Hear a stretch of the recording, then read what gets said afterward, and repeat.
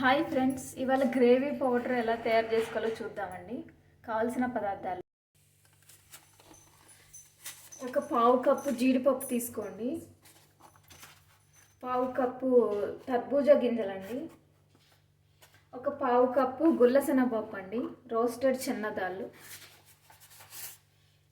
2 spoons కారం అండి, కొద్దిగా సాల్ట్, 1 స్పూన్ కస్తూరి మెంతి, కొద్దిగా పసుపు, ఒక 4-5 లవంగాలండి, యాలకులు 4-5, ఒక బిర్యానీ ఆకు, 2 స్పూన్లు ధనియాలు, 2 స్పూన్లు జీలకర్ర, 2 స్పూన్లు మిరియాలండి. మిరియాలైనా పర్లేదు, మిరియాల పొడినా. ఎలా చేయాలో చూద్దామండి. ఫస్ట్ జీడిపప్పు వేడి చేసుకుందామండి. కొద్దిగా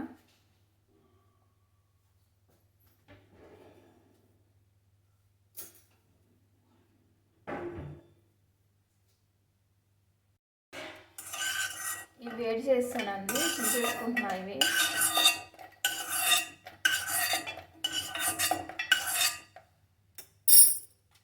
ఇప్పుడు తర్బూజా గింజలు వేస్తున్నానండి, గుల్లశనగపప్పు కూడా రెండు ఒకసారి ఫ్రై చేసుకుంటాను.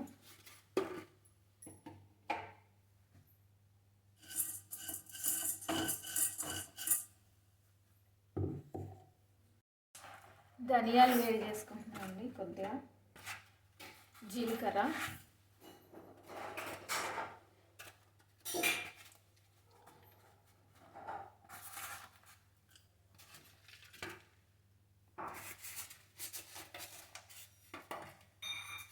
లవంగాలు, యాలకులు ఒకసారి వేడి చేసుకోవాలి. ఇవి వేడి అయిపోయినాయండి, తీసేసుకుంటున్నాను నేను.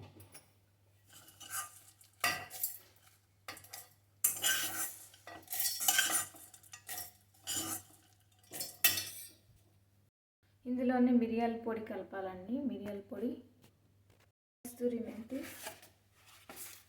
చిన్న చెక్క, కారం అండి 2 స్పూన్లు, కొద్దిగా పసుపు ఒక 1/2 స్పూను, ఒక 2 స్పూన్స్ సాల్ట్ అండి. తగినంత వేసుకోవచ్చు, నేను 2 స్పూన్స్ వేస్తున్నాను. అన్నీ మిక్సీలో చేసుకొని పొడి చేసుకుందాం. ఇదిగోండి, పౌడర్ రెడీ అయిపోయింది.